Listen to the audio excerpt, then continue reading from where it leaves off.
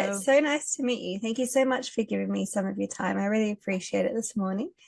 I was just gonna ask about how you're going. How are you? I'm good. I'm good. Yeah. I feel strong again. Nice, yeah. And where am I speaking to you from? Are you in the States? Yeah, I'm in my apartment in Philadelphia right now. Oh, nice. At least you're at home and you've got your comfort things. So I was just wanting to know what's the origin story behind Mannequin Pussy? Love the name, by the way.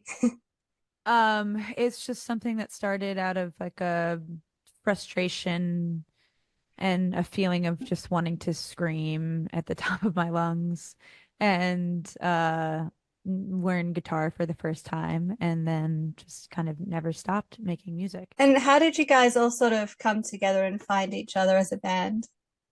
That took a little like longer. I mean, that's kind of the thing about playing music is once you start playing music, you kind of just, you get involved in a music scene and you start meeting people and then you kind of slowly meet your collaborators, right place, right time. And yeah, it was really it's been an exciting like progression and how the four of us kind of all came into each other's lives. That's really cool. How did you, what's the story there, if you don't mind me asking? Like, how did you kind of come into each Of other's how did we lives? all met?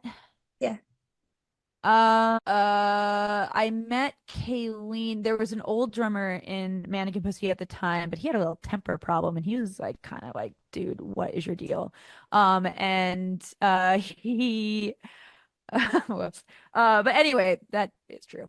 Um, and then my friend who booked shows was just like, oh, like you have to meet Kayleen. Like she's in this project that, like probably isn't really gonna go anywhere. And he really liked our band. He was just like, you guys are just like doing something. This was very early on. So he set up a show that we both played. We met there. There was an old guitarist who I grew up with in high school, and he was in the band for a while up until the pandemic. We met Bear at a show that he booked for us on 420. We didn't have a bass player. Maxine is someone who I met through playing music. Like, yeah. That's awesome.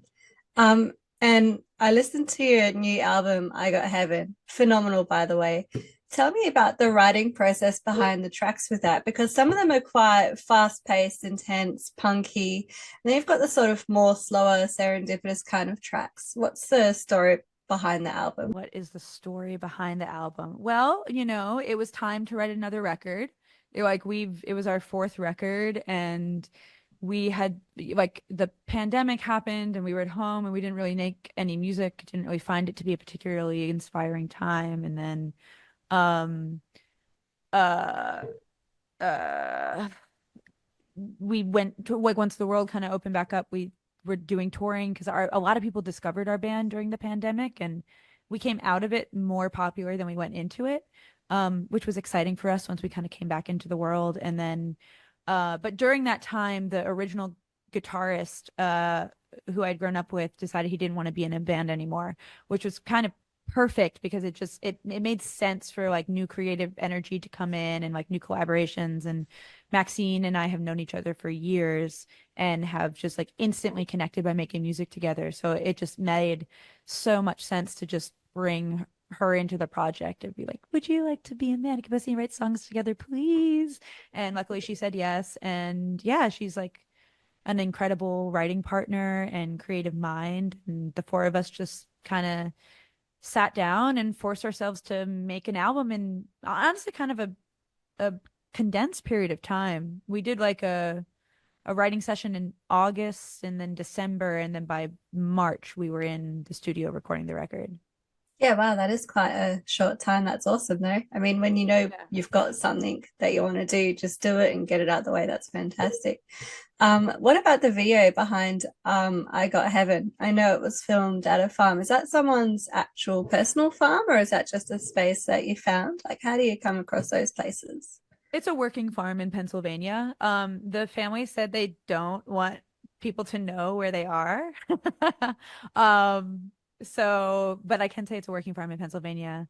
And yeah, it was a very special experience to get to just like be in such a beautiful place and hang out with so many animals and creatures and, just spend a day in the sun making something beautiful, or at least, trying to. It looked like a very fun time from the video anyway.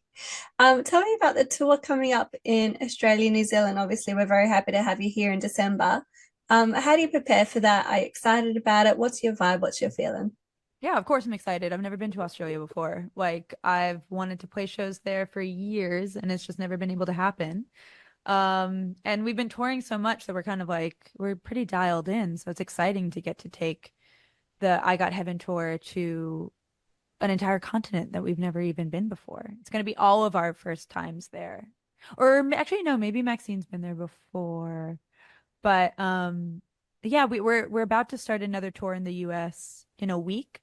So the rest of my year is actually like quite busy. I'm doing like a month of US touring, have a few weeks off, go to Mexico City to play, and then fly out to Australia, New Zealand, and Japan after that. So it's a pretty exciting Q4, as they Yeah, say. wow, that is pretty busy. How do you prepare for a tour, be it the States or overseas? Like, do you have a process or anything that you do leading up to it? Yeah, it's taken me some time to figure out what my process is for it and like how to kind of what I realized because we went so hard in the beginning of this year that we ended up canceling a tour just because we were like completely emotionally, physically, mentally frayed. It really takes so much out of you, the touring and the travel and the kind of constant motion of it all. So I've learned that just actual time to rest and cook for yourself and nourish yourself and do like strength training and make sure that you're really becoming very aware of your, mind body link that's there. And then I started therapy. That's been helpful as well. As it turns out, your mind is part of your body.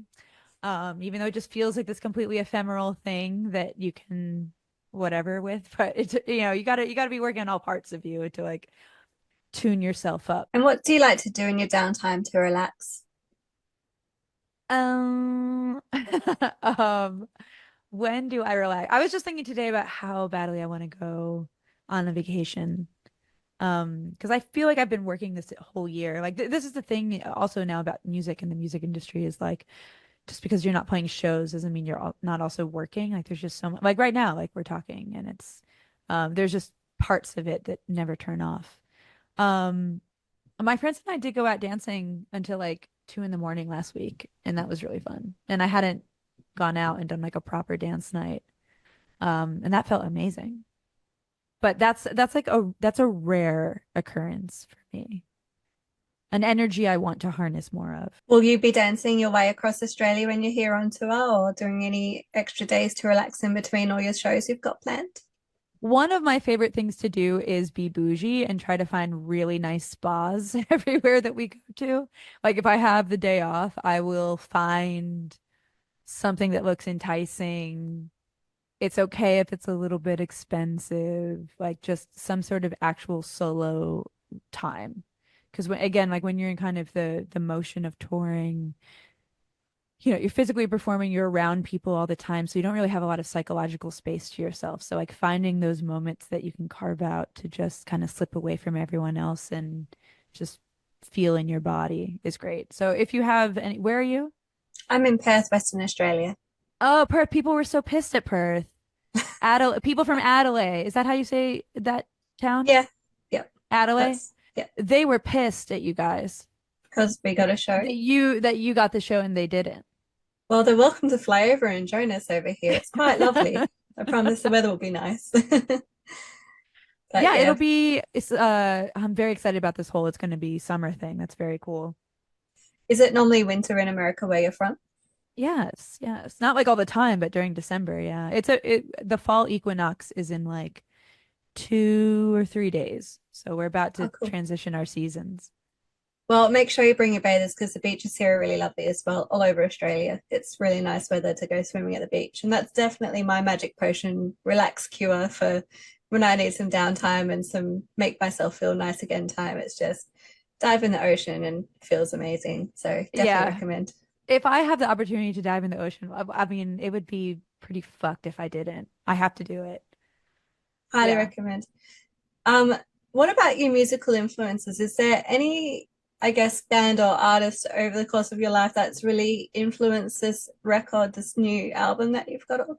Yeah, the older I get, I think the more I realize just how much when I was younger, like Iggy Pop and the Stooges and Karen O from the AAS really changed my life and affected my life.